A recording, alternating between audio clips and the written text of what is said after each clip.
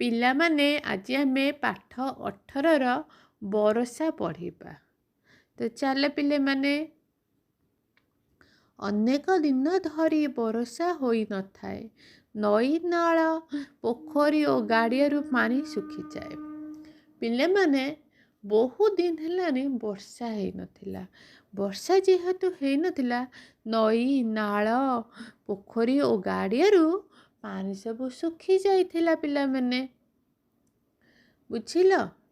ଠେକୁଆ, କୋଇଲି, କୋପତ, ବେଙ୍ଗ, ବେଙ୍ଗୁଲି, କୋପତି, କୁକୁର, କାଉ, ଓଧ ଓ କୋକିଶିଆଳ ପାଣି ପାଇଁ କଳବକଳ ହେଉଛନ୍ତି।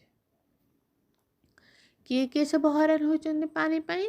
ଠେକୁଆ, କୋଇଲି, କୋପତ, ବେଙ୍ଗ, ବେଙ୍ଗୁଲି, କୋପତି, କୁକୁର, କାଉ, ଓଧ ଓ କୋକିଶିଆଳ ପାଣି ପାଇଁ କଲବଲ ହେଉଛନ୍ତି।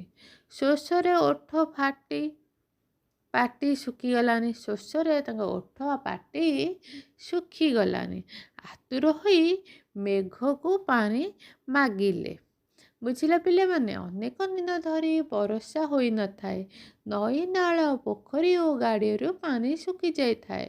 ଠେକୁଆ, କୋଇଲି, କୋପତ, ବେଙ୍ଗ, ବେଙ୍ଗୁଲି, କୋପତି, କୁକୁର, କାଉ, ଓଧ ଓ କୋକିଶିଆଳ ପାଣି ପାଇଁ କଲବଲ ହେଲେ। ଶୋଷରେ ଓଠ ପାଟି ଶୁଖିଯାଉଥାଏ। ଆତୁର ହୋଇ ମେଘକୁ ପାଣି ମାଗିଲେ। ଗାଇଲେ କ'ଣ? କାଉ ଡାକିଲା କା କା, ବର୍ଷା ରାଣୀ ଆ ଆ। କାଉ ଡାକିଲା କା କା, ବର୍ଷା ରାଣୀ ଆ ଆ। ହୁକେ ହୋ ବିଲୁଆ ନନା, ବର୍ଷା ରାଣୀ ତୁ ଆମକୁ ଅନା। ବିଲୁଆ ନନା କହିଲା, ହୁକେ ହୋ ବିଲୁଆ ନନା, ବର୍ଷା ରାଣୀ ତୁ ଆମକୁ ଅନା। ଶେଷରେ ଡାକିଲା ବେଙ୍ଗୁଲି ରାଣୀ, ମେଘରୁ ଝରିଲା ବର୍ଷା ପାଣି। ବୁଝିଲ ପିଲାମାନେ? କାଉ ଡାକିଲା କା କା, ବର୍ଷା ରାଣୀ ଆ ଆ। ହୁକେ ହୋ ବିଲୁଆ ନନା, ବର୍ଷା ରାଣୀ ତୁ ଆମକୁ ଅନା। ଶେଷରେ ଡାକିଲା ବେଙ୍ଗୁଲି ରାଣୀ, ମେଘରୁ ଝରିଲା ବର୍ଷା ପାଣି। ପିଲାମାନେ, ବୁଝିପାରିଲ କେତେ ସୁନ୍ଦର ଗପଟି ହେଇଛି? ନିଶ୍ଚିନ୍ତ କମେଣ୍ଟ କର, ଲାଇକ୍ କର ପିଲାମାନେ। ଆଉ ଆଗକୁ ଆହୁରି ଭଲ ଭଲ ଏମିତି ଷ୍ଟଡି ଉପରେ ଭିଡ଼ିଓ ଆସିବ।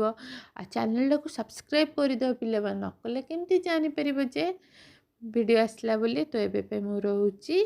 Bye bye.